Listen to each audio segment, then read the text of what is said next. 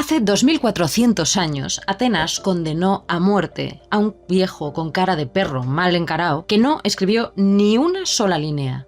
Su único crimen fue ir por ahí haciendo preguntas. Le llamaban Sócrates. En 1936, España fusilaba a un joven abogado que hablaba de patria, pan y justicia, José Antonio Primo de Rivera. Y en 2024, un orador cristiano y republicano cae abatido a tiros tras un acto político, Charlie Kirk. 3 épocas, 3 contextos, un mismo delito: pensar en voz alta contra el relato oficial. Hemos ido de menos a más cutre, tanto en relato como en ropaje. ¿Quién no quiere volver a lucir un peplo griego, ir por ahí en pelota picada, en lugar de esas horteradas de American Apparel que llevaba Charlie Kirk? Pero el sistema ha reaccionado siempre de la misma forma. Igual no estamos preparados para escuchar a los que nos retan. Yo soy Celia, llevo 3 años, 10 meses, 27 días y 10 horas sobria, y esto es Celia lo que dice.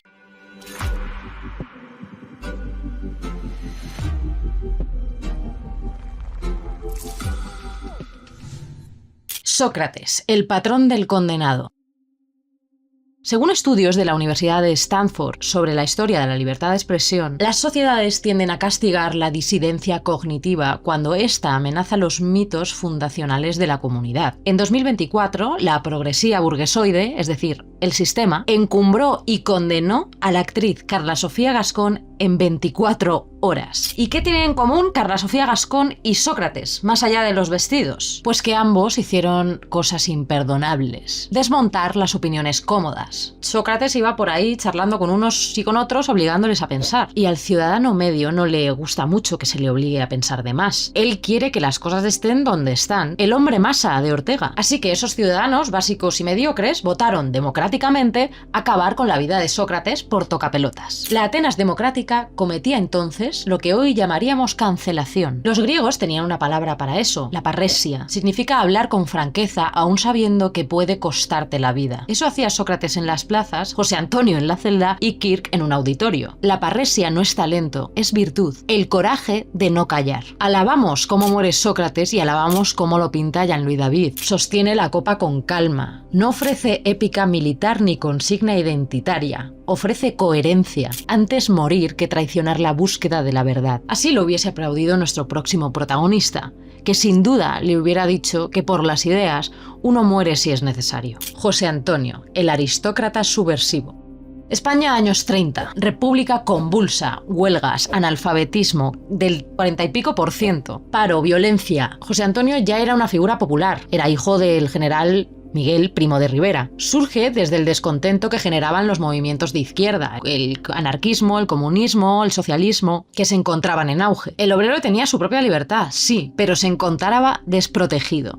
Las huelgas generales eran constantes. El desempleo masivo. Ya lo he dicho antes, pero el desempleo en España era casi generalizado. Para que luego nos vengan con la milonga de la guerra civil como si la gente supiese lo que hacía. Seguramente tu abuelo no se había leído El Capital. Pero bueno, esa es otra historia. José Antonio no se declaraba ni de derechas ni de izquierdas, y esto volaba la cabeza. Se declaraba de un movimiento antipartidos, por la patria y por la unidad total. Él pensaba que los partidos dividían a las familias y a los municipios y que no eran estructuras naturales. Hay algo que personalmente creo que José Antonio entendió muy bien y que desafiaba completamente los límites de su generación. Creo que fue de las primeras personas en entender la falta de espíritu moderno. Charlie Kirk, el guerrero digital.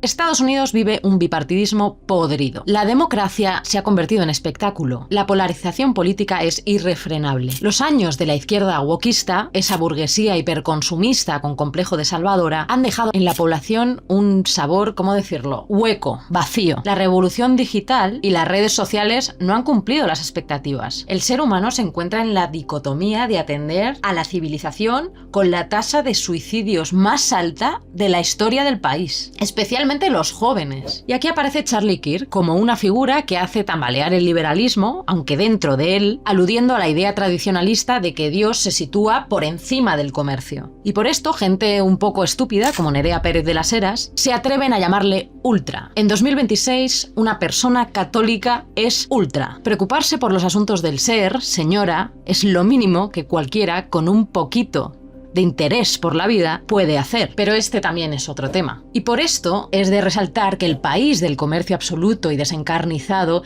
esté virando hacia el eje católico. La generación Z católica supera por primera vez en la historia del país a la protestante. Igual no les vale con tener un iPhone 18, fíjate tú. El arquetipo del héroe contra la vida sin sentido.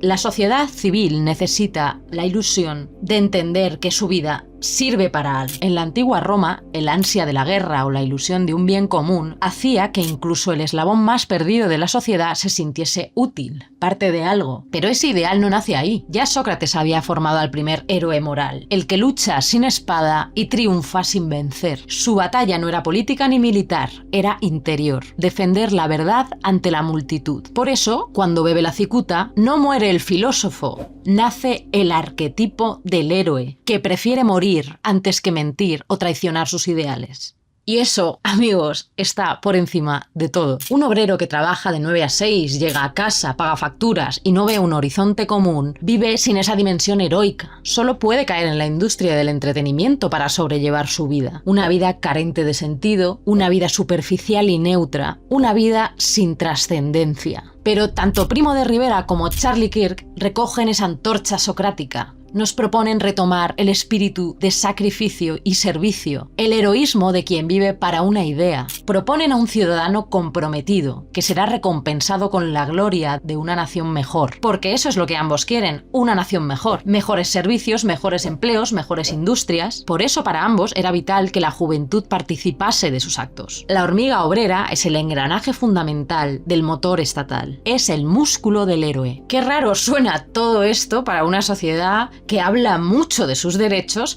sin apelar a sus deberes. La dialéctica de puños y pistolas y cicuta.